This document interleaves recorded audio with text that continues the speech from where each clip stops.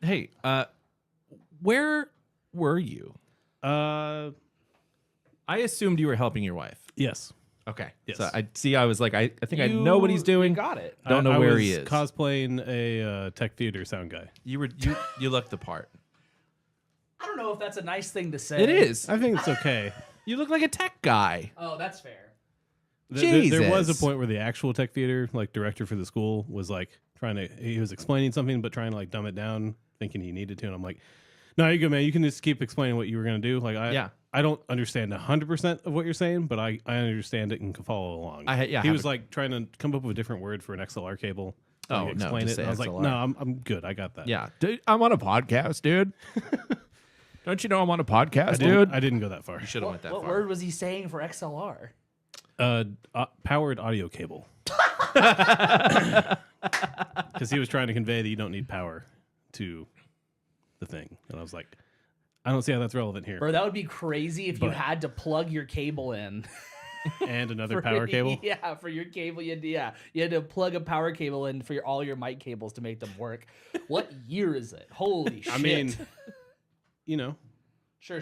that makes sense to some people who've never messed with any of this. I guess. 100%. It was just funny, and then the power went out in between the first night and the second night because there was a storm. Oh, yeah. So I got On there Saturday. and then the mains didn't work at all. Like Oh. none of the speakers, nothing worked. Jesus. And I was like, hey, so like I'm guessing there's a closet somewhere I can go restart this gear and it'll be fine. And he- Like maybe a breaker? Yeah, well, no, just like the whole rack. Yeah. Oh. And he was just like, yeah, she told me it wasn't working, so I was like going to come up there, but I'm out of town. I'm like an hour and a half away. And I was like, no, I think I can probably figure this out. It's all right. Like, you don't have to do this. Uh-huh. Like, and turns out that was it. Oh, good. It's good that I understand enough of what's going on to See, seem like I know what I'm talking about. when I say you guys do an episode without me, you could figure that out. You could do it. No. I could. You could. No. Yeah. You said you could? Then you're producing because also I think You could figure it out. I probably could. It'd be a little weird to be in your house without you. I think that would be the weird. That would be the weird Yeah. part. Why? I don't know. Okay. Sure. don't That's know. fine. That's fine. Yeah, I think you guys could figure it out. It's not fucking rocket science over here. That piece of equipment does everything for you. I could do that. I know how to Yeah. operate that thing. Yeah. I think. I don't know if I want to operate that thing. If I needed to put some sort of filter or compressor or something on, I'd be fucked. Nah, you could figure it out. No. You could figure it out. Nah. It's not that hard. It's not. It doesn't. Fucking babies use this shit, man. I'd end up with like the the whole Just the whole time. But it wouldn't be in your headphones and you wouldn't know. Yeah. Like exactly. accidentally pressed a button, you have no idea. That's crazy. That's crazy. Morning. Welcome to Don't Feed the Artists. I'm Hagen. Dave, Adam, Welcome back. I'm back. welcome back. Welcome back. I wasn't here last week, Yeah. Yeah. and I have no idea what you guys talked about other than the title. Yeah, because usually you change my title. I just name Not- the file not always. It something. depends. Sure, yeah. It depends. I just name the file something and upload it for Yeah. you to upload. Yeah.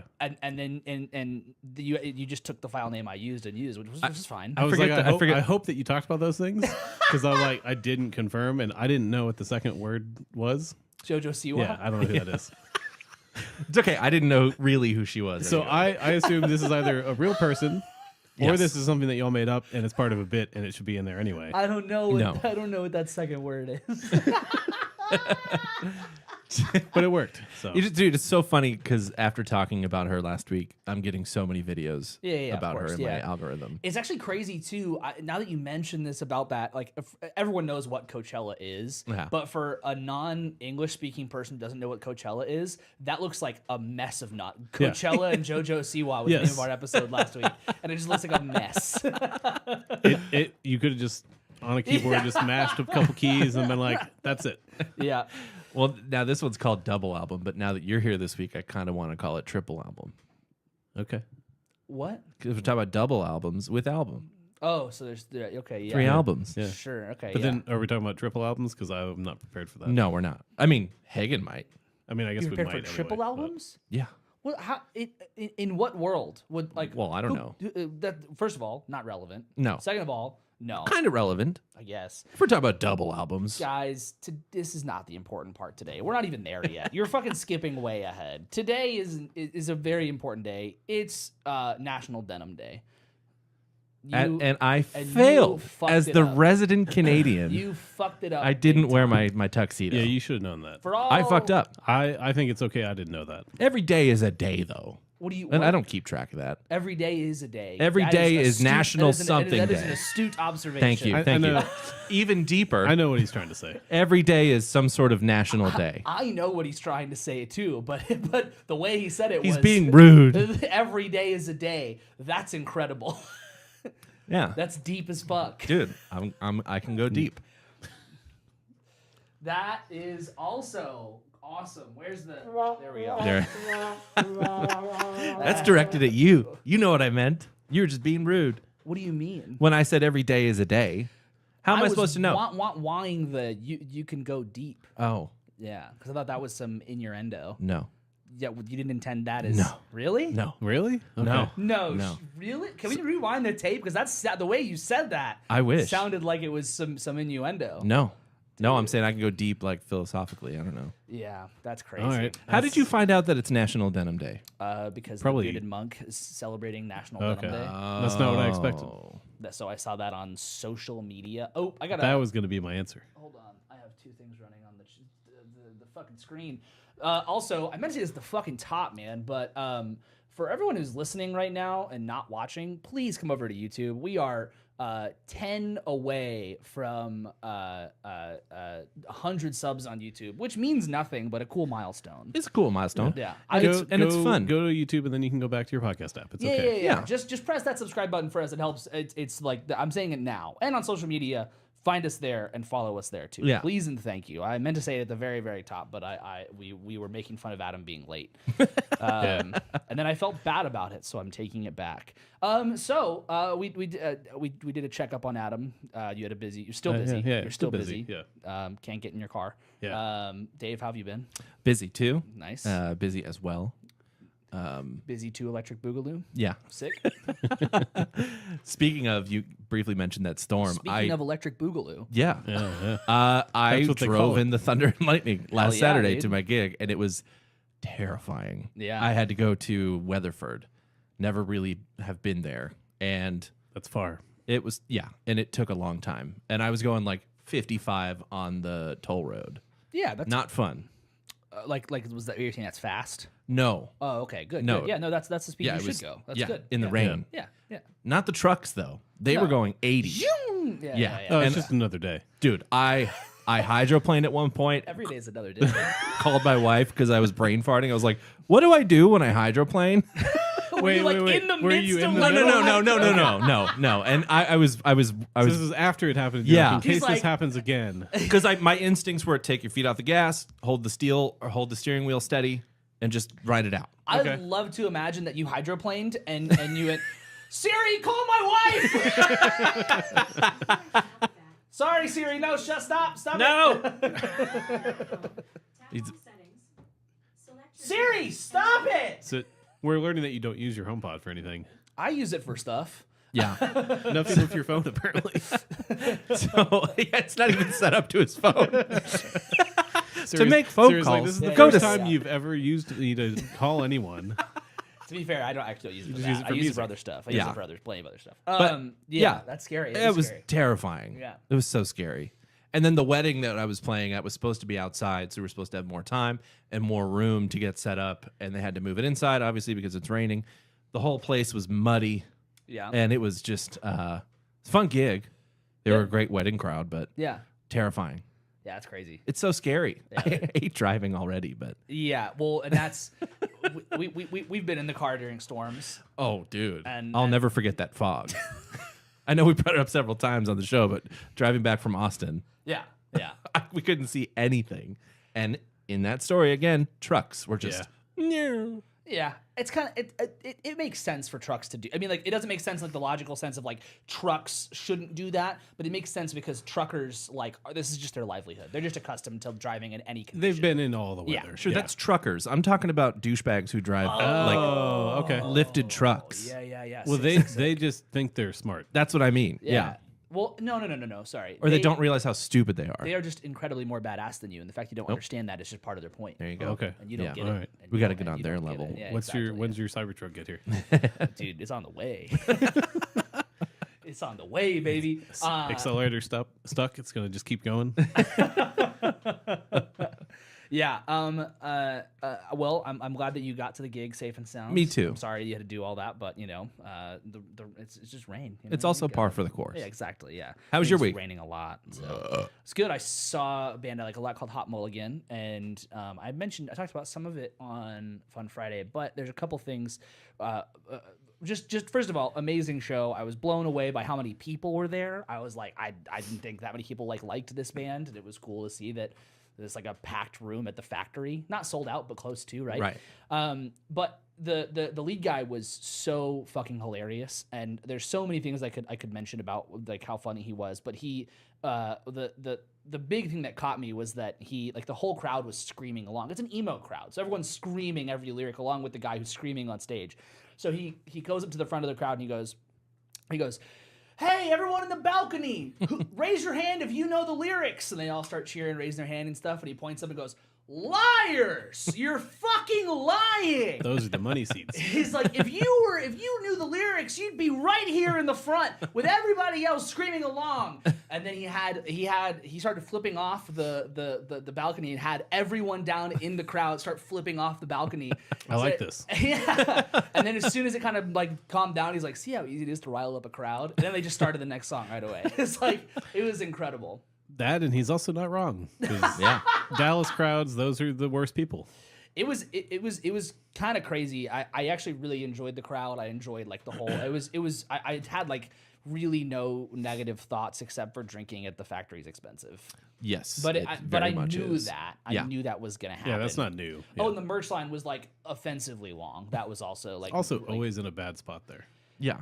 It was in a fine spot, but they like arranged the line in a way that was like, I don't know why you did this. This is not working out. And then people aren't following it, and so no one knows where the line actually. I thought I knew where it ended, and then I like went to the bathroom and I was like, the line's over here.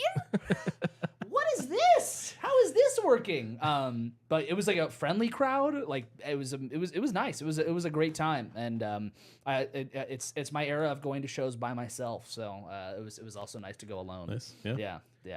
That's pretty much it. That reminds me, I went to a show last week when I was really busy. What? Black Country New Road. Oh shit! Where at? They were at Ferris Wheelers in Dallas. Dude, okay. Never had been there. What'd you think about Ferris Wheelers? Cool place. Yeah. Didn't have any food, but food's good. I didn't Food's have food, really good. but yeah. Food's really good. And it was oddly, I didn't hate the crowd at all. I have this whole thing about I hate Dallas crowds. Yeah. Everybody at that show wanted to be there. They were fucking quiet, paying attention. That's Nobody was awesome. on their phones.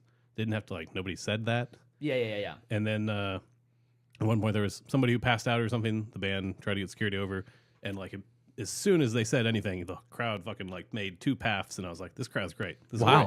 That's I don't know how beautiful. much of it is the band, how much is the venue, but it was really cool. Wow. Probably the band. And they're really that would be my guess. They're really cool Yeah. live, which I don't think is a surprise. But, Yeah. That's yeah. That's amazing. That's amazing. Was the Ferris wheel functioning when you were there? No. Yeah, it's bullshit. That's the false only, advertisement. That's the only Yeah. part of that place that's fucking bullshit. Is that they have this Ferris wheel that just doesn't work. It's borderline false advertisement. But it's just there. Looks cool. It looks cool. Yeah, it's definitely a vibe. It's a cool spot. I love that place. They except for they the must be lies. expanding some stuff. Okay. Because there's a bunch of area that was fenced off, construction area. Cool. So I mean, it's a that'd lot be of nice. land. It's Yeah. a lot of There's land, a lot so. of just who knows what's going on there. So Yeah. And when I played there, it was a ton of fun. The sound there is awesome. yeah. Sounds really good. I remember it was saying the great. food there was really good too. Food there is great. The food seemed like it was great. I just kind of snuck in between doing my other stuff last week. Ran down there, ran back up. So, Nice. Yeah. but it's good. It's a great spot. Well, cool. Live music to be seen everywhere. And for those who are in the Denton area this week, there's like Thin Line Festival and there's Fry Street Fair. So live music, as long as those things don't get rained out, which this weekend's gonna have a ton of fucking rain. That's true. So I'm supposed to play outside. It's gonna on probably Saturday. get rained out. Saturday's like thunderstorms all day.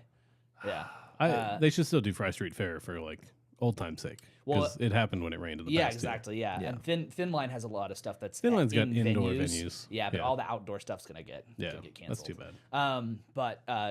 Lots of we're back for live music, everybody. It's springtime. Everyone likes it. We can go outside until it's too hot, and then we can't go outside anymore. Yeah. But we're not here to talk about that. We are here to talk about double albums. Why are we here to talk about double albums? Somebody brought it up. Thanks and for it wasn't, answering the question. It was not me. The lead up to it. Yeah, I love that. It was perfect. It sounds like you don't want to be talking about them. No, I'm throwing it. A popular artist just released a double album. Oh, really? Who? Surprise double album. Who could that be? Taylor Hawkins. Swift. Taylor Swift. Taylor Hawkins Swift. Okay. Yes, we are talking about double albums because Taylor Swift surprise released a double album. We knew that her new album was coming out last Friday, and then like Thursday night it was announced like, oh, it's actually a double album. The anthology. Oh, it's actually 31 songs. Buckle in, everybody. Which is kind of like split into two. Like half of it's produced by Jack Antonoff. The other half is produced by Aaron Dessner, I think is his name, from The National. Yeah. That's yeah. kind of a cool way to do it, I guess. Glenn Kochi from Wilco is all over the Aaron Dessner side, which is he's the drummer, right? Yeah, which is super relevant to our last episodes about Wilco. Mm-hmm. But we're not going to talk about the Taylor Swift episode or the Taylor Swift album today. We're just here to talk about double albums as a whole and what that means. And for everyone who's sitting in your car listening or watching this live stream right now, who's like, yeah, it's just two albums. Hey, yeah, we know that, but there's more to it. There's a history to it. But wait, there's like the idea of what an album is. Like, do you call it an album or do you call it a record? There you go. Like, there's so many layers to this, and there's so many different approaches to it. Like, for example, we'll take a step back, but for example, one of probably the most well-known double albums in our lifetime is Outkast, Speaker Box and Love Below, which is a incredibly interesting version of a double album in that it is two solo albums done as like a duo, right? Yeah. So double albums can be done in a lot of different ways. But as before we dive too deep into that, can you guys give me your understanding definition of what a double album is? When there is too much material to fit on one medium. See, you didn't know where I was going with that, huh? As in the first half. When there's too much. Just too much. Whatever medium the music is being released on, if there's too much to be on one of those things, then they'll put it on another one as well. Yeah. Okay. I mean, yeah, obviously going back to like records, it was, if it's longer than, what would we say, 45, 50 minutes? 44 minutes. 44 minutes? Yeah. 22 minutes aside. Yeah, so then anything longer than that on a CD, I don't know what the actual time is where it would split. 80 minutes. It's longer, but they, you still maybe don't fill the whole thing up because you kind of simulate the record side of it. Now with streaming, I don't understand if it matters at all. Well, that's why it's an interesting topic. Yeah. Because nowadays with, like you said, with streaming, is it necessary to release something and call it a double album? I don't know about necessarily. Yeah. I don't know about necessarily, Lee. I don't know if it's necessarily. There is like a philosophical thing about like, I want to make an album that is two halves. Sure. That makes sense still in streaming. And if, the streaming service has a way to separate them out as like two parts of the same record, that kind of makes sense. But if it's just like we have a lot of songs, then I'm not convinced that matters anymore. Yeah, because I think Drake's or someone's latest album is like 32 songs on it, but they weren't saying that it was a double album. Well, that is strange. I I wonder why. I wonder what the. I mean, okay. So with the Taylor Swift thing of it all, because I think because there are two producers and it kind of splits it in half that way. I think that it is a pretty clear, like cut and dry, like cool. We have two distinct like halves of this record. I also think like with the Outkast example and with some records that are like here's a live and then here's like that was also very common. Those double albums make a lot of sense to me as far as like this is. But I the idea of a double album, I think generally, like you said, came out of almost a place of necessity. Yeah. It came out of a place of like, we have a lot of material. This is how this has to happen. For example, I don't know exactly it falls in line, but it is a very popular double album, which is the White Album by the Beatles. The Beatles. And so that's an album that's like, it's enough material to be like, cool, it's going to be a double album. Other such notable examples being Elton John's Goodbye Yellow Brick Road. That's a double album. Led Zeppelin's Physical Graffiti. That's a double album.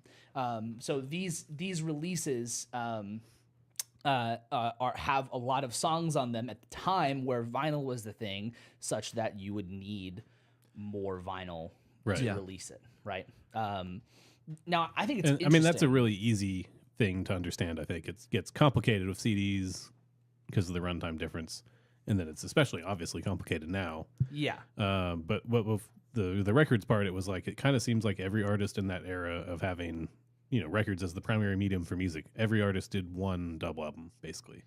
Well, every large artist rather. Good point to bring that up, because usually it was the artist would do a double album at the height of their career. Right. Yeah.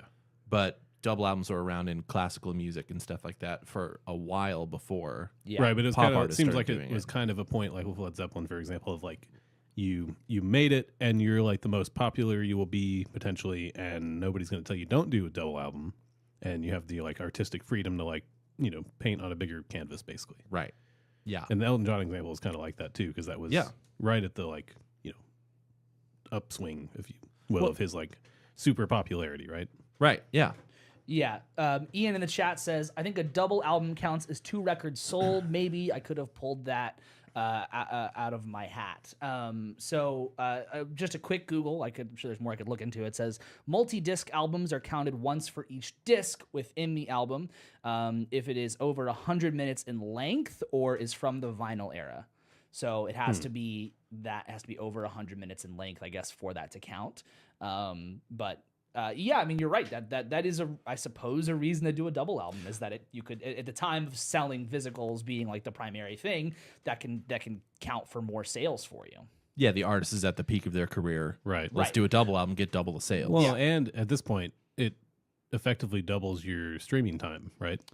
If you have a fan base like Taylor Swift does, who's listening to the full double album, suddenly she has 2 billion streaming minutes or whatever, and compared to whatever it would have been before. That's true. That's very. So I wonder that kind of still translates to like the money making potential. Yeah, for sure. The reason for the clarification of or 100 minutes is because you could say like, I'm going to put 5 songs on one disc, right, and 5 songs on another disc, right.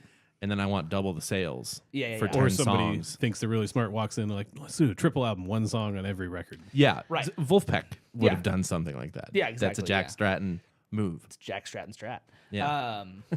I think that is definitely a thing. Like you said, like classical music was a big part of this. There were a lot of like concert halls that would and they would do like releases of operas and stuff that were double, triple, and quadruple albums. Yeah.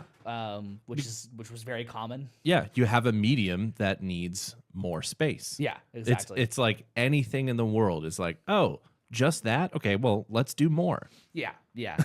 Multiply it. I think it's interesting to consider the amount of time that fits on vinyl. Approximately 22 minutes per side is like like a 44-minute album. It depends on the artist, I think, but that feels short. I know. That feels like very interesting to. But then I think about like, some records I listen to and I'm like, oh yeah, this is 30 under 40 minutes. Yeah. But not only that though, when you think about the constraints of 44 minutes when vinyl was the main form of medium, that could have spawned the reason for a B-side, or I mean obviously vinyl is A and B, but like records that were left on the cutting room floor because they simply couldn't fit on the vinyl Not necessarily that they wouldn't make the cut as a song on their own. Yes, yeah. And then as you know, as we go into like, which I mean, it takes time, I suppose, but like, you know, we hit the 70s, the latter half of the 70s, and then we get cassette tapes. Yeah. And cassettes were 30 to 45 minutes each side. Yeah. Which up to 90 minutes. Yeah, which then is quite a bit more than your vinyl was. Literally just about double. Doubling it. Yeah, exactly. Yeah. Which I think for this purpose of we have a lot of material, we needed to go somewhere is a great tool for that. And I think a lot about like flipping over vinyl, flipping over cassettes and stuff like that. And like I don't mind flipping over vinyl, but sometimes it's like the difference of like I am doing something and listening to music, so I'm not going to put on vinyl because I don't want to have to stop doing the thing I'm doing to go flip it over. Right. And so I'd rather just like put streaming on like my speaker in the kitchen and then call it a day kind of thing, right? Yeah. But like there is something to like I imagine here like cool, we could buy the cassette, which is cheaper and has more music on it. It might sound worse, but we can just boom, put it in there. I get 40 minutes, which could be one album on one side and not have two sides. Yeah. Right. There's definitely there have been some albums that I've had where I've had to like you have to keep flipping them over and stuff, and I get annoyed. And I'm like, I'm not going to listen to this anymore. Like, yeah. Even if I really like the album, it's like I don't need to have this as a physical record. Right. And I'll be like, I guess I'm going to sell that one, or like give it to somebody else or something, because I'm like, it's just there is a point where it's like it is annoying for some stuff. Yeah, I do. Dave and I were talking about this right beforehand. I do want to talk about this for a second because I do think it's interesting, which is the sequencing. Yeah, it's relevant to what we were just talking about. Exactly, yeah. So there's manual sequencing and then automatic sequencing. Majority of double albums were manual sequenced. So album, do you know about manual and automatic sequencing? I do not actually. Yeah. So manual sequencing is pretty straightforward. The order of the sides are laid out like in order. So you have side 1 and 2 organized back to back, and then side 3 and 4 organized back to back. So that's like majority of your double albums. Yeah. Whereas automatic sequencing kind of like tied into like having the automatic like record player thing, right? So you had side 1 and 4 on one vinyl and 2 and 3 on another vinyl. Oh, because okay. Yeah, so, I see. Yeah. So 1 would play, it would switch automatically to 2. You then stand up and flip it over to side 3, and then you're done. And then you're done. So that's 3. You only have to change it once. You only have to flip it over once. Compared to 3 times. Exactly. Yeah, which is that's an advancement, dude. Let me tell you, the peak of innovation. Peak of innovation, and you know that some motherfuckers were in a boardroom going, this is going to be the future of music, so we might as well get ahead of it. It's kind of, and it's not going anywhere. Yeah. That makes a lot of sense. It does. If you have a budget for a new record player. But that was the iPad or the iPod. Yeah, right. iPad. Yeah. That was the iPad. I realize this now. My grandfather had one that was like that, so that makes sense. And like I read about this, I'm like, damn, that's fucking cool as hell. But like, fuck. Now because we've swung around again. Yeah, but like even still, that's cool as hell. Like in the 70s, it's got to be cool as hell. But the problem is that would feel super futuristic. So expensive. Yeah. So expensive. A lot of moving parts that can break. Having a high quality manual turntable was more affordable than having an automatic turntable. Yeah. So that's the kind of like world that you're in. And I guess too, this says that there was less record wear. So like if you were to use like the automatic one, I guess the machinery fucked your record up. That makes sense. It does make sense. It totally makes sense. The people who are designing this are like, oh, this is the fucking future. Let's not account for this. Like, yeah. Let's get people to buy more records because we're gonna break them in this machine. The other thing is that at that point in time, how many people in your neighborhood could afford one of those things? True. So then, not only that, you couldn't just go on Google and look up reviews. Yeah. So some big shots like, I'm going to buy the latest record player. And then like 6 months later, they're like, my fucking vinyl is ruined. Oh, no, I have to buy new records now. Exactly. Yeah, which I can afford to do, so I'm going to do it. Yeah. It's brutal. Go ahead. It's just funny to think about the way that we progress through these things. Because I have no idea if there were double 8-tracks. There probably were. Probably. But, I mean, likely, but like it's not really in the history of double albums. Yeah.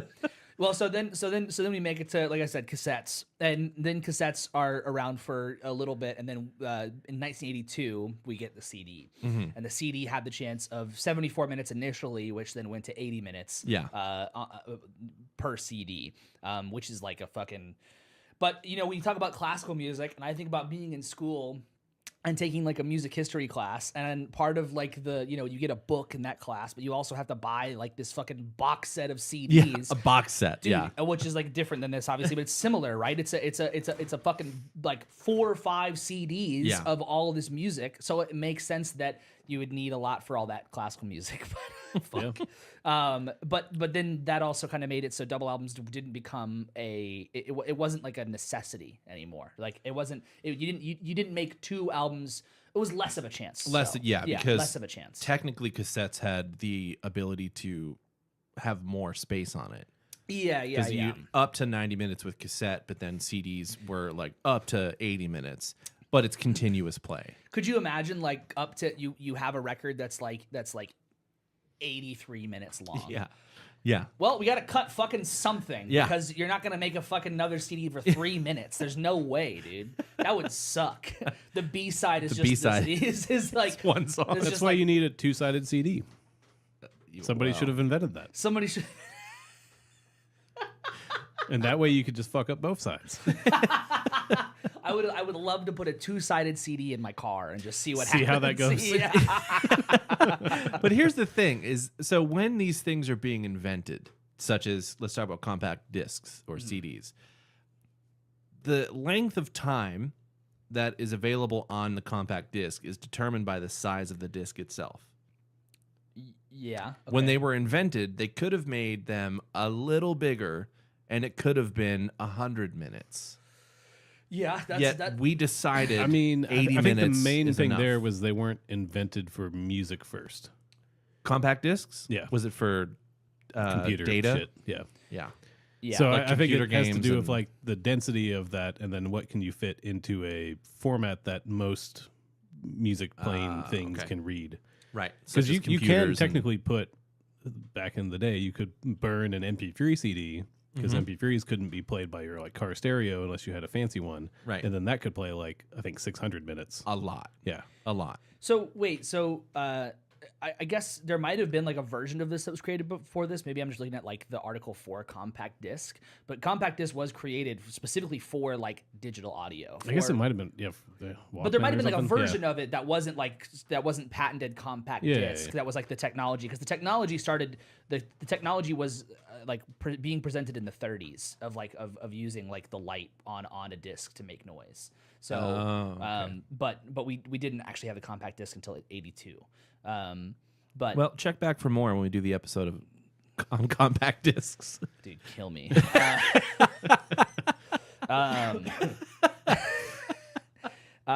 Yeah, I mean, so it is an interesting thing to think about, like, you know, some of these records, like well, I guess these are all like before the CD, but like, you know, there's you know, Fleetwood Mac's Tusk, but all of these are before that. But then you have Here's the DJ, I'm the Rapper by DJ Jazzy Jeff and Fresh Prince. Yeah.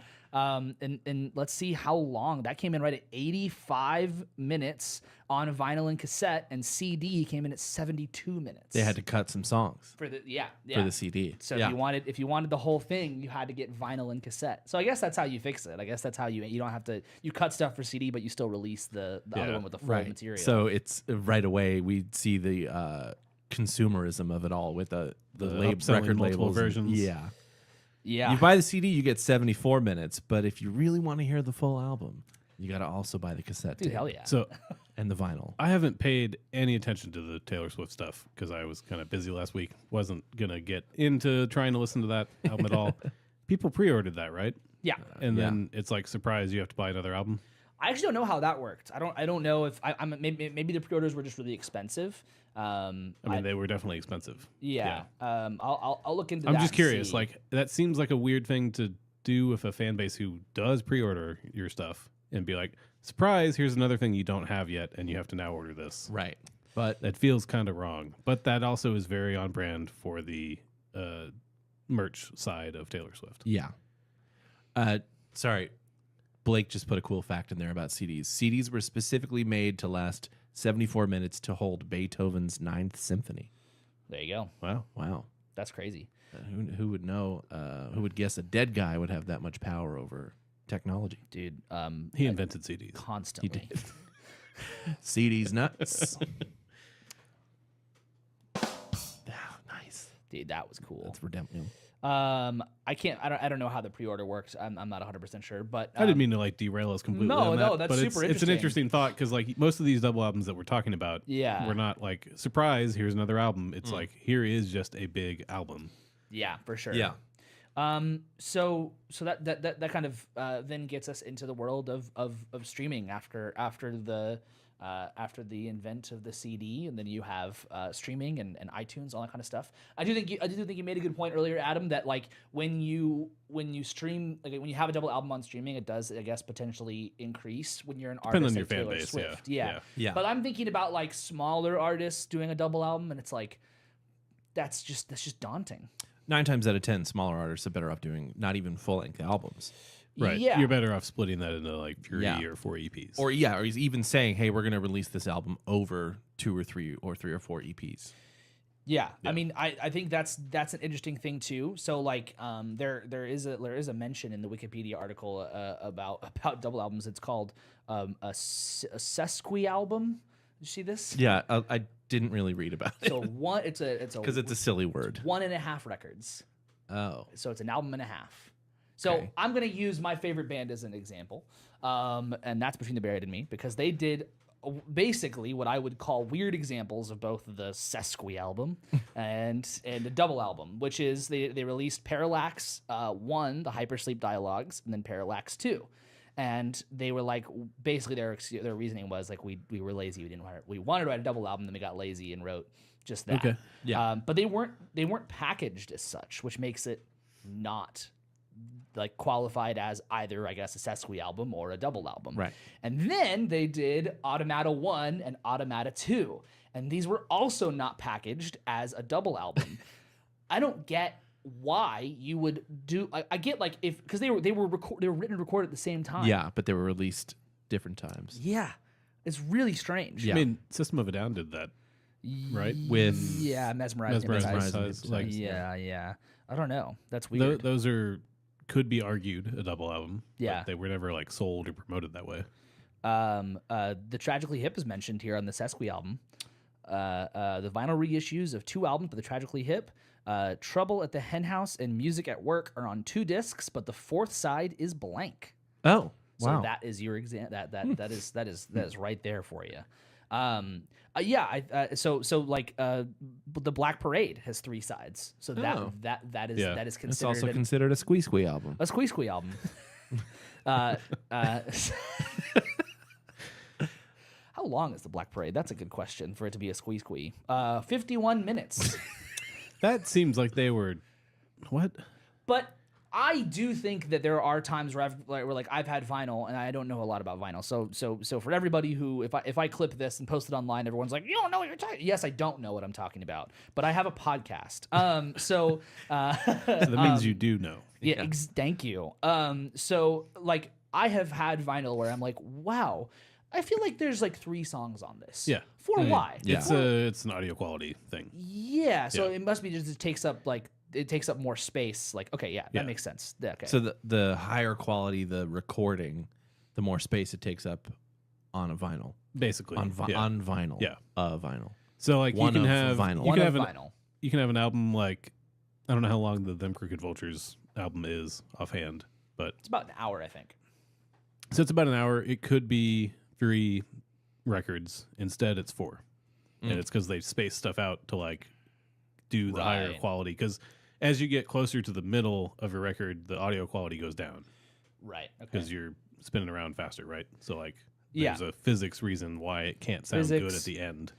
So what you do instead is you just press, 3 songs on a side and then leave more of a like gap at the end. Right. Inner part of the record. So then we get into when sequencing was like really, really important because well, I mean, it's still important, but people would say, like bands like Queen and I can't remember other examples, but they would say like okay, side A we want to open with a banger and close with a banger. Yeah. And then side B we want it to open with, not so we don't want it to open with something boring. So then when we listen to albums now or CDs now that were first released on vinyl, then we go, man, the sequencing on this is interesting. Yeah.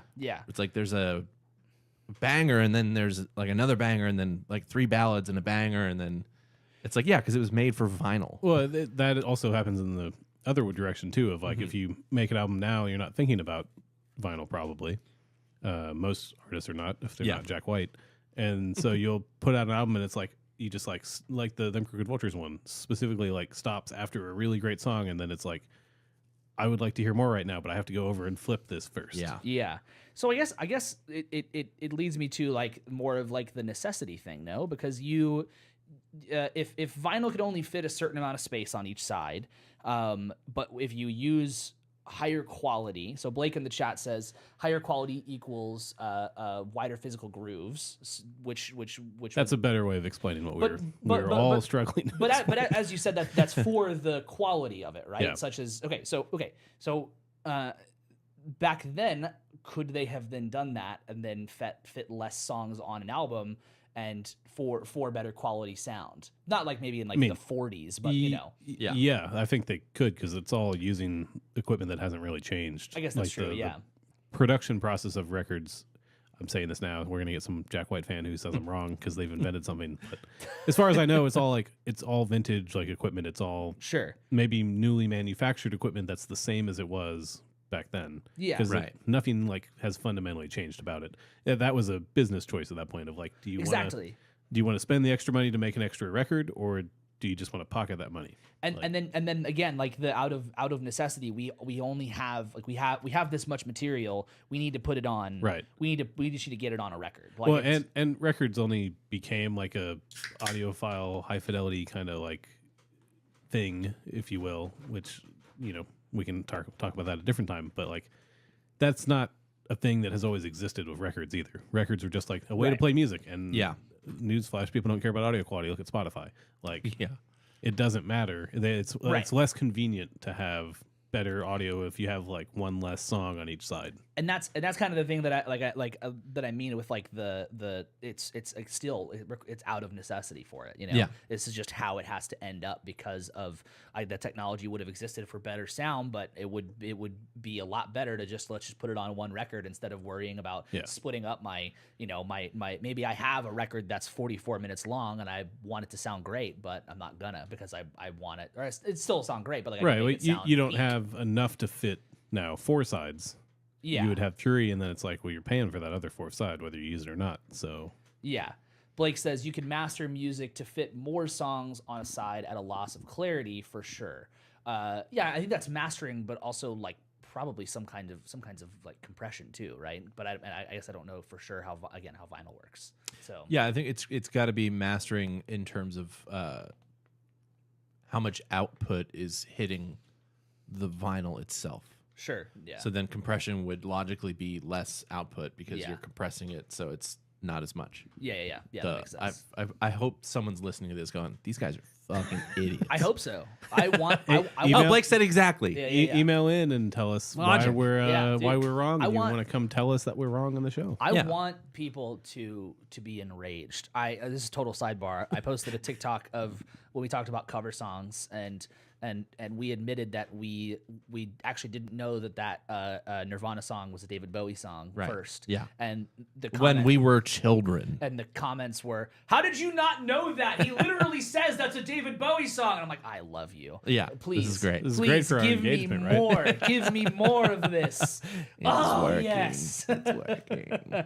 I also think it's important to mention something else that Blake said earlier. He said that I associate double albums with concept albums a lot of the time, and I think I felt the same way for a long time. I think for a long time I thought, well, why else would you need that if not for like a concept? Well, I do think it lends itself to bands who want to do or artists who want to do a concept album.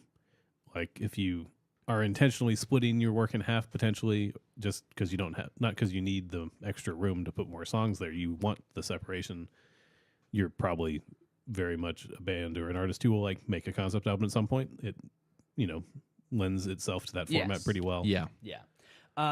I think that there's really something to continue to be said about like the streaming part of that too. I think that when you make all the material, when you make all this music, and you want to put it out there, having a double album and having a medium like streaming to just put it out there and go, I have a double album, is an awesome thing to do. But holy shit, I think it's also important to look at your album and go, do I need all this material? Mm-hmm. Be more scrutinous. Yeah. I don't ever want to like, you know, tell someone Stadium Arcadium. Well, I think something that I was, and I'm hesitant to ask it because I don't know what my answer is, but like, are there any double albums that you guys like? No. No, sorry. Let me clarify. There is no. I can't think of an example of a double album that I've gotten into. Yeah. That I thought, man, am I glad there's two of these. There's a Nick Cave double album. There's at least one. Okay. I would argue Ghosteen also is, because it's kind of thematically like split. Okay. But yeah, his double album is actually what got me into him. Okay. So yeah, my answer for that is yes. M83 has one, which is my favorite album of theirs. Okay. I tend to prefer longer albums from artists that I like at least. It's definitely harder to like sell somebody on listening to an album though if it's a double album. You know, obviously early on, a lot of like compilation albums ended up being double albums, and I understand that. I mean, that's kind of or greatest hits. Yeah. How do you feel about Bitches Brew? That's a double album, apparently. I didn't know that counted as a double album. Shut up. No. I'm trying to figure out what to say about it. I think it has its place in music history, but I think it could have been any length, and it would have been fine. Okay. Oh man. Yeah. I don't know. I was at a party once when I was younger, and it was probably 5:30 in the morning, and the sun was up, and that wasn't my cue to go home. It was that then they started listening to Bitches Brew, and I was like, this party's over. Okay, I got you. Yeah, I can't. I honestly don't know. I'm sure there are double albums that I like, but I tried to think about this most of today, and I was like, I just can't think of a double album that like I really like. It just like there are albums like I mentioned that like I guess you could consider to be maybe kind of double album adjacent, but they're not officially double albums. So like I can't. It's not really. I mean, Radiohead has. At least in Rainbows. OK Computer and in Rainbows both would be. Okay. Are you talking about OK Computer in terms of length? I'm assuming it. OK, not OK. The re-release or just OK Computer itself? I think the original album is long enough that it would be two. I think. But I maybe would consider Kid A and Amnesiac to be. Those are another one's like they could have been, but they weren't. Yeah. In Your Honor. Yeah. Fighters. Oh yeah. That's a double album I like for sure. That's a good. Yeah. Then I love that one. Yeah. And I love that one. I love that one. It kind of fits the thematic thing too. There's a different feeling to each side. Yeah. Okay, but even that one, I love that record. Even that one, he just listens to the first album. I wish they would have. I don't wish they would have because I love all the songs on those two records. Yeah. But it would have been better if they had been more scrutinous and just put a mix of all of the. Yeah, I think it is telling they didn't do it again. Well, yeah, because the next album was Echo, Silence, Patience, and Grace, where they did exactly that. Yeah, they mixed it all up. Yeah, exactly. Yeah, mix it up. Yeah, I do like In Your Honor a lot though. Smashing Pumpkins is a good suggestion too. Yeah, Melancholy and the Infinite Sadness. They did it again with some other albums and it didn't work. Well, yeah. Maybe that's the reason. Use Your Illusion 1 and 2, Guns N' Roses. I haven't even listened to that. The Wall by Pink Floyd. Top 3. Blake, I'm surprised Blake likes that. And then wait, am I? No, I'm not. No. Blake says, that makes sense as a double album too because it fits the concept album thing we were talking about. Yeah. It's just a long ass album at that point. Yeah. Blake also mentioned Being There by Wilco. Again, more Wilco for us. Yeah. I mean, another example of a band that didn't do it again though. Because it does feel like a thing that everybody has to do at a certain like point of popularity, maybe, and then you probably don't do it again. Yeah, you probably have one good double album in you, and maybe a second one, depending on what kind of band you are. Like 9 Inch Nails has a couple that are double albums, but maybe you don't do it again. Yeah. Because there is that point of you do have to have some editorial of like, it's important. We need to fit on this. What's next? Is a triple album next? How far do you go with that? I think it's maybe time that I begin my shit talking. Do it. Go for it. So, like we said at the beginning, the reason that we're here is because Taylor Swift released a double album. It's one of those things where it is kind of split in half. There are two producers. I haven't listened to it yet, so I don't know how distinct the sounds are. But that it does look like, and there are like, plenty of different, because when she announced the album, we were under the impression that she wrote it like a couple years ago, and it was about her relationship with Joe Alwyn, and then we now know there's other stuff in there. Okay. This is a take that I fully agree with, that I have seen online, that I like. I think that this kind of sums up how I feel about this double album existing. It is incredibly powerful that Taylor Swift has been able to go re-record her music and make it her own again, but it is very it is concerning the amount of vault songs that she is releasing and just going, I'll just fucking release everything now. Which means that when she does this, like a double album, she can just release whatever she wants. Mm-hmm. She can go, I'm going to release the album. Actually, let's release all of it. Mm-hmm. Let's just put it all on one thing and call it a double album. And this is the scrutinizing thing that I think is really important. Yeah. I think that I haven't listened to the album, so I don't have an opinion on whether or not this album should be just a single or a double album. But I do think that it is important to note that if someone's not telling you no and you're just dropping a bunch of things with all of these from the vault record songs, and then it's time to release an album, you can go, let's put all of it on there. She might have held something back, but I do think that it's a bit much in certain situations. With the two producer thing, it feels really weird too. Of like, here are two albums that I wanted to make, but I have to do this first one with producer A because they're more popular and that's going to make more money. That's what I was going to say. It sucks to be producer too. But maybe not, because it might be this is the album she actually wanted to make. Yeah. And just knows that it wouldn't sell as well or whatever. I mean, it's Taylor Swift, so it won't matter. Yeah, she's arguably the biggest artist in the world right now. Yeah. She doesn't have to do anything. Right. It just feels weird. Yeah. Because I can see an argument for like it sucks for both of those producers. Right. Yes. That it's not mixed up and it's just like and it's not letting your work stand on its own even for a fucking hour. Yeah. Which is the real weird, bizarre part to me of like, I feel like you don't curse that much on the show. I was going to say the same thing. Yeah. It sounds good. Okay. All right. I didn't know it works well. I guess I'm stuck in like NPR mode. F words. Fuck. There's a Discord I'm in with some people who are big Taylor Swift fans. Okay. And they were really excited about it. And they were like talking about it's a double album. Like, what are you guys talking about? Like, I've been completely disconnected. Haven't seen any of this. I'm not going to have time to listen to it. Now it's a double album. I have to listen to a whole double album, dude. And they were like, "Oh yeah, it got announced an hour after the record came out." I'm like, "So you hadn't even finished the first album?" And then it was like, "Surprise, you have more homework now." Yeah, it's really weird because I feel like that's the thing you should do. Like maybe the older way of doing it would be you release the album, then you release this double album thing a couple weeks later, a month later. Yeah, or next year to get more Grammys. It's like also now you're reducing how many Grammys you can win. No cussing, the baby isn't the Sorry, Margo. I mean, I definitely like. It's such a weird thing to release all that music. Like you're right. She could have done like a year later. Like here's a bonus disc. That was I'm being facetious. She's gonna win all the Grammys anyway. Wasn't like Midnight's had a different album, like a version of the album, deluxe edition. It came out like a couple days later. Yeah, you could. It just feels weirdly like disrespectful of your fans to be like, I know you just listened to this whole thing, and many of you have school or work tomorrow. Also, now you have to stay up another hour. You have more to listen to. I mean, I would freak the hell out if my favorite artist just did that. Yeah, I'd be like, this is amazing. And I think this is Christmas. I think I get that part, but at the same time, it does kind of get to the point of like this is just oversaturation of everything. Yeah, it hasn't stopped.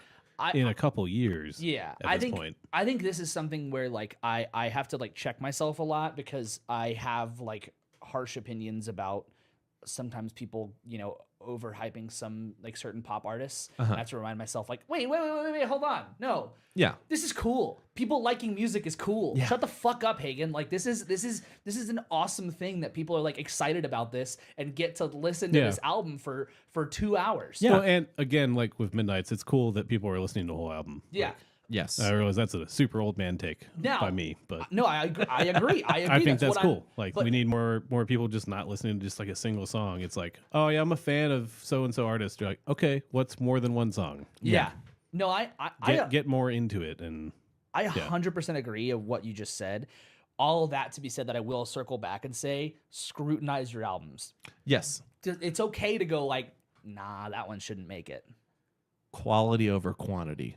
But in this case, it is like I would probably be willing to gamble that majority of double albums that have existed that aren't like live records are or box sets, if we count those, or very involved concept records. Well, I think they're on the minority side of double albums that are they are going to lead towards the quantity over quality. Right. I think the majority of double albums are quantity over quality, excluding the ones that I said. Right, things that have like a things except that for the like, ones I like, like a thematic like split. I'm joking. The live music things, I don't think should count in that. I think it's weird to count that as a double album anyway. Yeah, I think like the box sets. I think box sets shouldn't count as that because the whole point of a box set is like, here's a bunch of stuff. Don't you want a bunch of stuff? Like it's not sold to the majority of public. That's sold to the super fan. Like she could have sold Tortured Poet Society box set, which she still might. Yeah. So, but wait, probably. There's more. Yeah. Albums 3 and Fore. I mean, there you go. I just genuinely said floor. Albums 3 and Fore. 3 and Fore.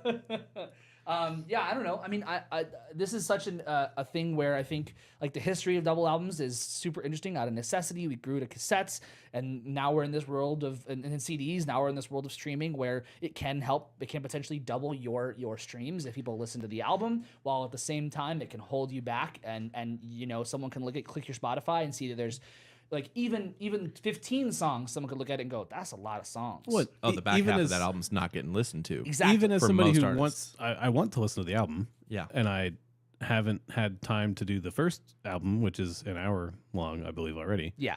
Or more. So it was already like, well, now that is going to be increasingly harder for me to find the time to listen to the whole thing the way I want to. Now I have to do that for like a movie runtime. Yeah. And this is a constant thing I run into of like, I want to watch a movie. And then I'm like, oh, I don't have 2 hours to watch a movie. I have an hour and 45 minutes, and movies are 7 hours now. Yeah. So there we are. And you can see some artists starting to label double albums on streaming platforms like tracks 1 through 8, and then it'll say over again like tracks 1 through 8. Right. Where they're labeling it to be specifically broken up in a certain way. Yeah.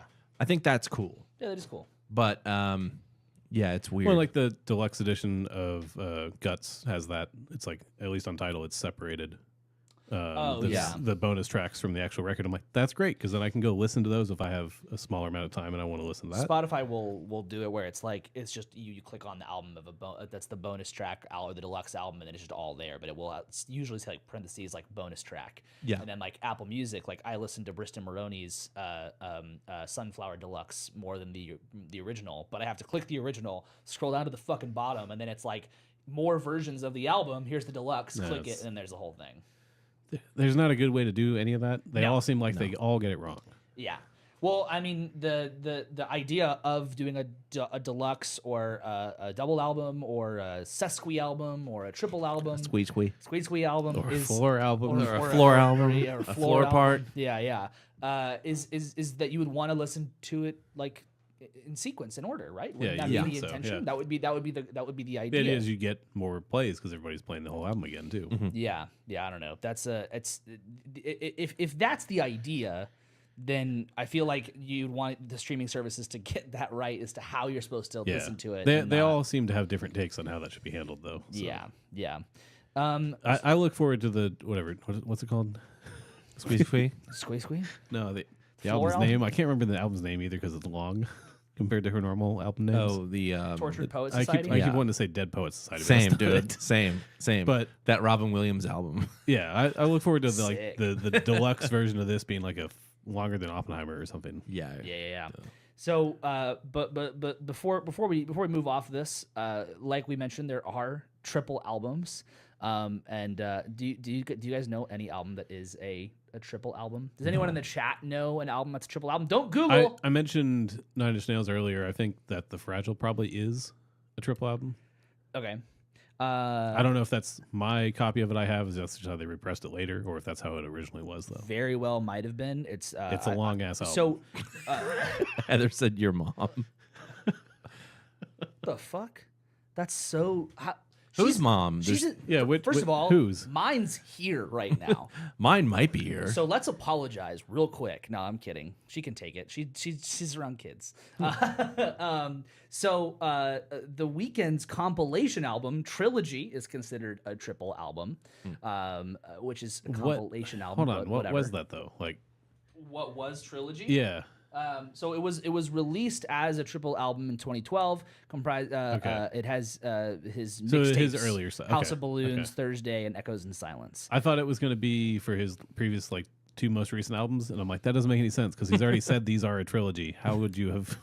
Okay. I'm looking up the length of this in a second, but Christina Aguilera's 9th studio album, Aguilera, was separated into 3 parts. All right. That's a lot of riffs. But I am okay. Well, this is a fucking cop out. The first one's 20 minutes long. That seems like a money grab. Then 15 minutes long, and then the second one's 15 minutes long. Yeah. See, that's why they had to clarify. It's 100 minutes. It's got to be 100 minutes or more. That's a fucking cop out. That's crazy. Yeah. But yeah, triple albums exist too. So I think like that's a there's there's I guess this is a live record. The Great Concert of Charles Mingus by Charles Mingus was recorded in '64 and then released in '71 as a triple album. That's 129 minutes on vinyl and 127 minutes on CD. God damn, that's long. Fuck. Yeah. So yeah, there's such thing as triple albums, and I think somewhere in the world there's probably quadruple albums and quintuple albums and so on. Coheed and Cambria probably did one.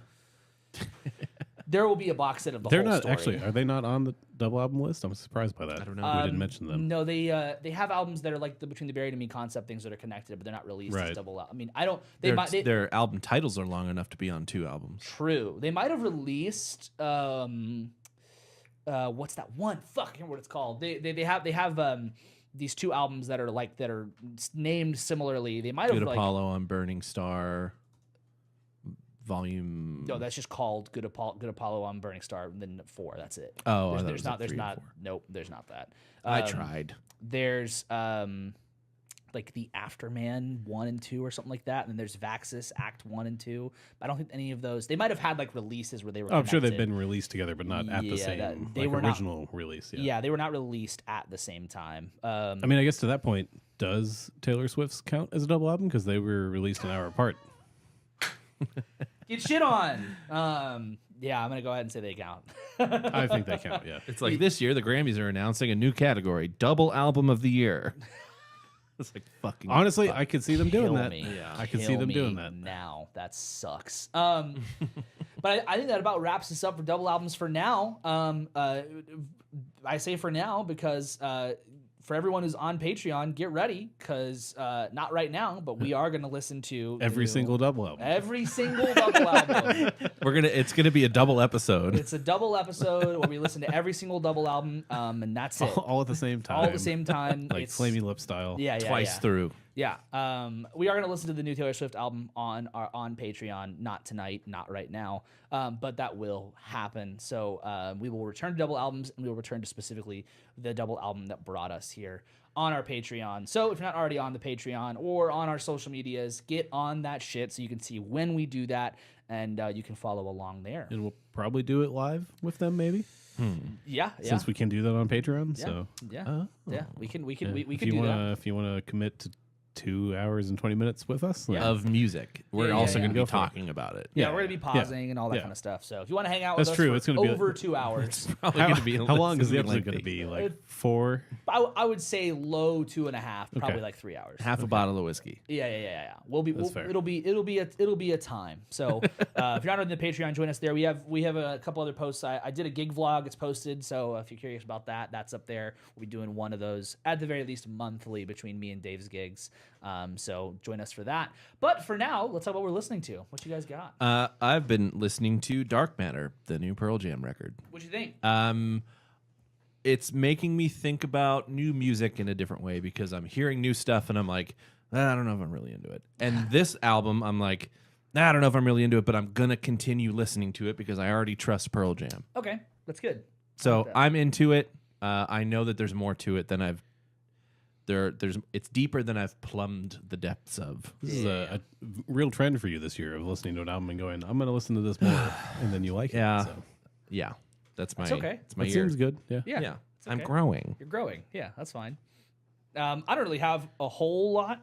Like I said, I saw Hot Mulligan. This is not like entirely new, but the band that opened for them is a band called Free Throw. And they've been around for a long time. I listened to their album Lessons That We Swear to Keep that released last year, and I quite enjoyed it. I also listened to a little bit of the most recent, we listened to this on Fun Fridays, a little bit, the SeeYouSpaceCowboy record. I listened to some of that. That was really good. Just feels like fucking 2007 all over again.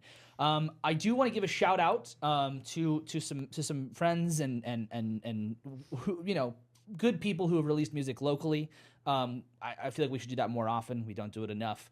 A student of mine, he's in a band called the Park Sitters, and he released a song called My Wannabe. It's great. A friend of ours named Bobby is in a band called Real. They released a song called Fore / The Plague of Hindsight. And then another local band called Bifocals released a song called Amelia Saves a Unicorn. These are all great local DFW, specifically Denton bands and artists. In a similar vein to that, friend of the show, Jackson's band, Visitor Parking, releases their new single, I believe tomorrow. I think so, yeah. If you're in the mood to check out some smaller bands, some singles, these are all great choices. These are some musicians that are putting their fucking heart and soul into these albums, or into these singles. So follow those bands around. They really are crushing it. Anybody got anything else? Nope. All right. Well, thank you guys so much for listening. Thank you for watching if you're here on YouTube. Like I said earlier, if you haven't already, please just come over on YouTube if you're listening and hit the subscribe button. We're very close to 100 subscribers. It's not like a big thing, but I want it. So please help us. I think we get something for that, right? Nope. Don't we get to like rename the channel or something if we wanted to? They send a piece of wood over. You know, they send like the plaques over if you hit like 1 million. They send just a piece of wood. No, it's just some scrap wood. That's what they package the plaques. It's just a fucking plank with someone who just like took who took a knife and just crudely drew the YouTube symbol on that plank. Then when you get 150, don't feed artists. Yeah. When you get 150, you get mailed a chisel. Exactly. Yeah. So, but make your own plaque. Please, if you're listening, come on over to YouTube, hit that subscribe button. It helps us out a lot. If you're listening and you also haven't followed or subscribed to every podcast app you're using, do that. Leave a little 5-star review. That helps us out a ton. If you're on social media, you can find us DFTA Podcast on Instagram, Don't Feed the Artist on TikTok. Please follow those pages as well. That it seriously helps us out a ton. Like the videos, like the YouTube shorts, all that good shit. If you have any topic ideas, if you want to say hi, if you want to tell us how wrong we were about vinyl, not only can you drop a comment on those previously mentioned social medias, but you could email us at feedback@don'tbetheartist.com. We would love to hear from you guys and tell us how wrong you are. If you're not already in the chat telling us how wrong we are all the time, which we love to hear. And if you catch me in a bad mood, then I'll yell at you. And that's just part of the fun of the live chat. You never know what you're going to get. And one final thing, we do, I guess 2 final things. Like I mentioned, Patreon. Come find us on Patreon, patreon.com/don'tfeedtheartist, I think is just what it is. Hope so. I hope so. It's easy to find. You can find it. You're smart people.